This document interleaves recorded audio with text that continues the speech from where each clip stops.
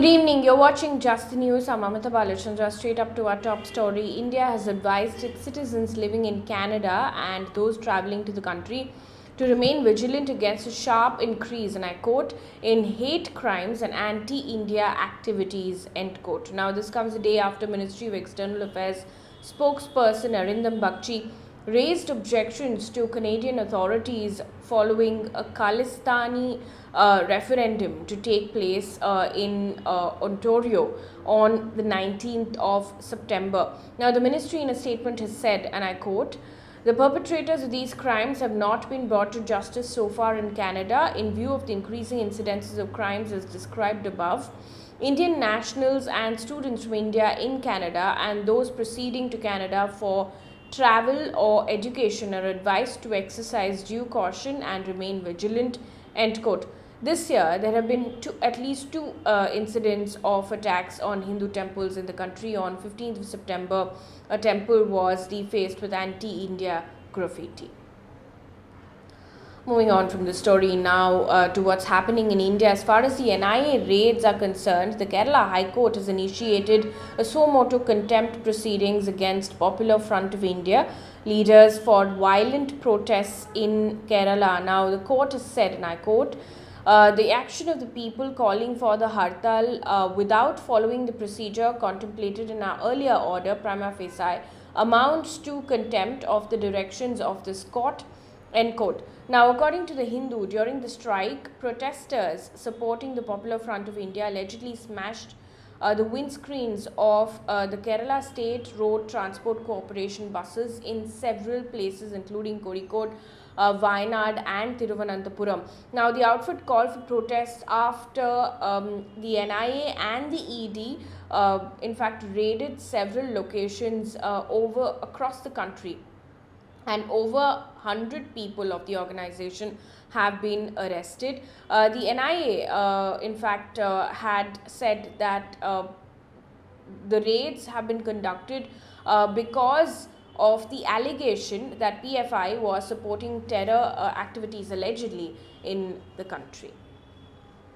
Meanwhile, in Delhi NCR, there's heavy rains that lash, in fact, leading to waterlogging in several parts of the NCR region. Schools remain shut in at least 10 districts of UP today. The Gurugram administration urged all private education institutions to remain shut as well. Private and corporate offices in Gurugram also were asked to work from home. Noida officials have ordered all government and private schools up to class 8 to remain shut as well. The IMD has predicted more rains today and in fact for the next couple of days as well. Moving on now, in other news, the Allahabad High Court has on Thursday granted bail to politician Shrikant Tyagi, who was held last month after a video of him abusing and assaulting a woman in Noida went viral on social media. Now, Tyagi had earlier claimed that he was a part of the BJP. However, the party then later denied having any associations with him at all.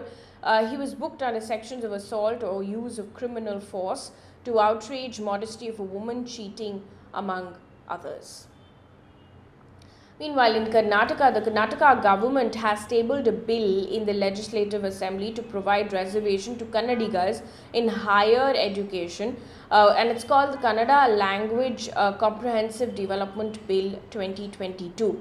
Now, the bill also proposes to deny incentives to industries that do not give priority to a prescribed percentage of locals in jobs. It also added that students who have studied in Kannada medium from classes 1 to 10 will get reservation in higher education. Now, the bill defines Kannadigas as those who have resided in the southern state for not less than 15 years and can read and write Kannada. Also, according to an analysis conducted by the Indian Express, the BJP has spent over 340 crore rupees on its campaigns for the assembly polls in Uttar Pradesh, Uttarakhand, Manipur, Goa and Punjab this year.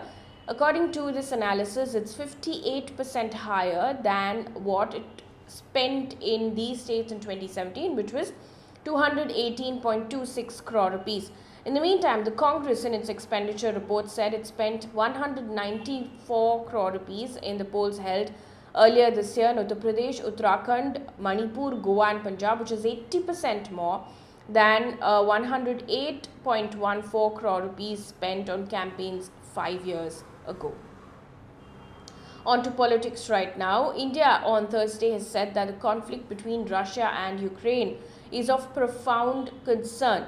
During a briefing at United Nations Security Council, External Affairs Minister S. Jaishankar has said, and I quote, "The future outlook appears even more disturbing. The nuclear issue is a particular anxiety."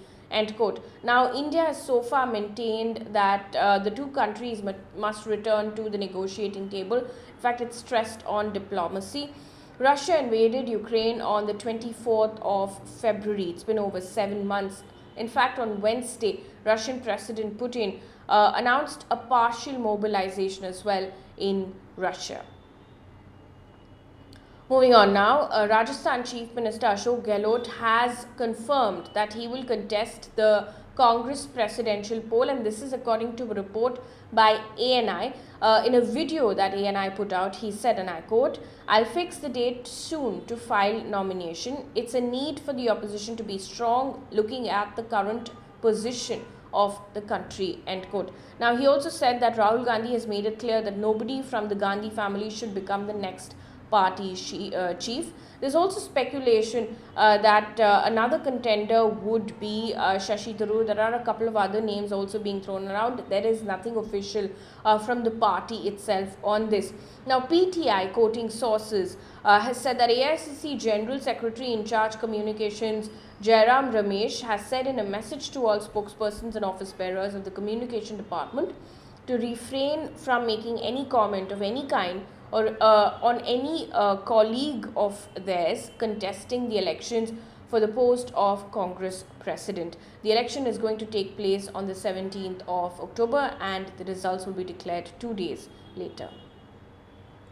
In environment news, the National Green Tribunal has imposed a penalty of 2,000 crore rupees on the Punjab government for failure to treat solid and liquid waste. Now, the tribunal's chairperson said that it is the absolute liability of the state to have a comprehensive plan to control pollution. The bench said, and I quote, "If there is a deficit in budgetary allocations, it is for the state and state alone to have suitable planning by reducing cost or augmenting resources." End quote. However, Punjab is not the first state to be fined. There were other states as well. Uttar Pradesh earlier was fined 120 crore rupees as environmental compensation for improper management of liquid and solid waste. Ghaziabad Development Authority and the Ghaziabad Municipal Corporation were fined 200 crore rupees as well earlier. In business news right now, the rupee continues to fall. It's now hit a record low of 81.23 rupees against the US dollar today. It's breached the 81 rupee mark for the first time. The reasons, of course, are Ukraine-Russia conflict, US Federal Reserve hike, interest rate hike, and Bank of England also hiking its rates, among others.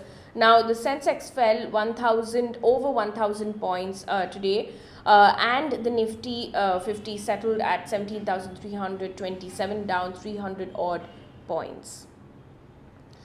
Moving on to news coming in from across the globe right now, CBS News reported, and citing Iranian state media, so these are the official numbers in Iran, that at least 17 people have died in the protests that are taking place in Iran so far. However, Iran Human Rights, the NGO, has said that the number is far higher. In fact, it is 31 according to this NGO, and this has been reported by AFP. The NGO also said that the government is responding to peaceful protests with bullets. In fact, there is a response that's coming from the Iranian government on the protests that are taking place. According to Reuters, Iranian President Ibrahim Raisi has warned protesters against creating chaos. He said, and I quote, "There is freedom of expression in Iran, but acts of chaos are unacceptable. If there is a party at fault, it certainly must be investigated. I contacted the family of the deceased at the very first opportunity, and I assured them personally that we will continue steadfastly to investigate the incident." End quote. Now, it started after 22-year-old Mahsa Amini, who died after being held for allegedly wearing a hijab in an improper way. She fell into a coma after collapsing at a detention center. The police, of course, have denied that she was mistreated, and the police have said that she suffered a heart attack, which the family have denied, saying that she was perfectly healthy.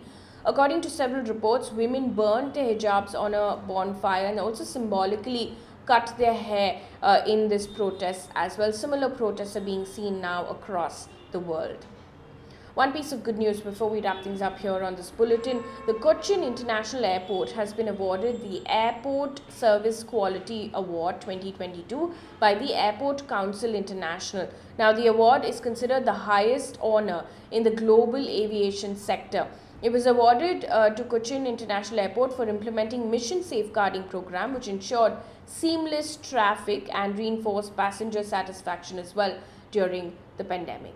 That brings us to the end of this bulletin. Thank you so much for watching. Good night.